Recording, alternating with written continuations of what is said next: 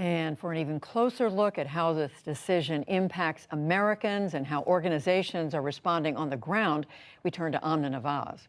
That's right, Judy. We'll get two perspectives. I'm joined first by Michael Gonidakis. He's president of the group Ohio Right to Life. He's been with the organization for more than 14 years. Michael, welcome to the NewsHour.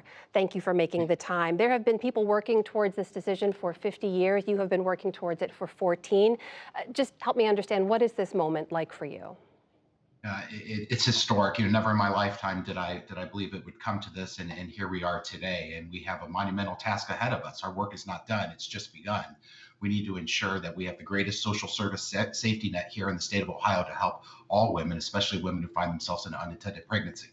Well, let me ask you about that work ahead and your resources there, because women in Ohio, like a lot of women around the country, lived through a pandemic. They were disproportionately affected when it comes to workforce participation. I saw in Ohio rental prices have been soaring like they've been everywhere else. We're living with record inflation.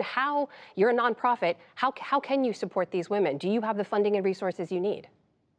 Well, we don't as an organization to help every single woman in Ohio, of course, but we do have our tax dollars through the legislature and our governor, who's pro-life as well, Mike DeWine.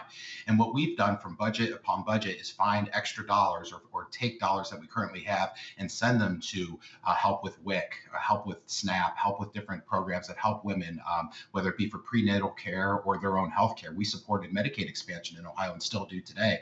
We think every woman should have access to a doctor no matter what.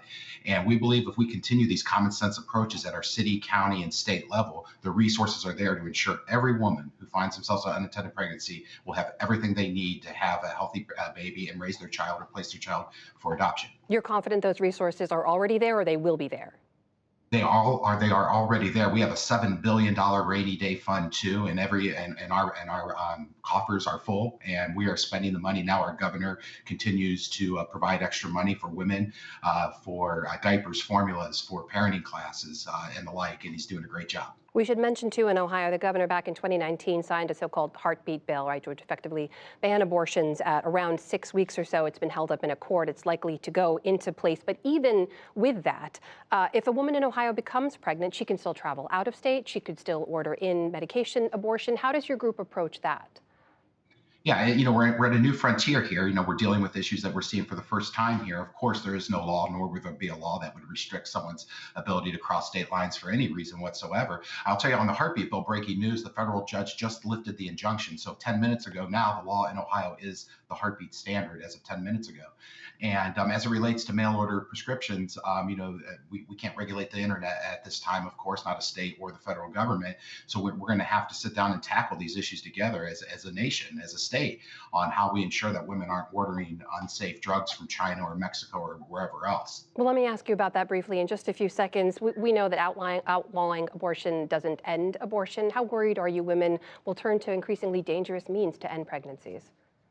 Well, we think with the right type of care that I've spoke about already, and ways, whether it be our church or it be other types of opportunities to help women and demonstrate to them that they have the care they need, the health care, the prenatal care, and every county, all 88 counties of Ohio, that they're going to have that access, and it's there today. That is Mike Gonidakis. He's president of the group Ohio Right to Life. Michael, thank you so much for your time. Thank you.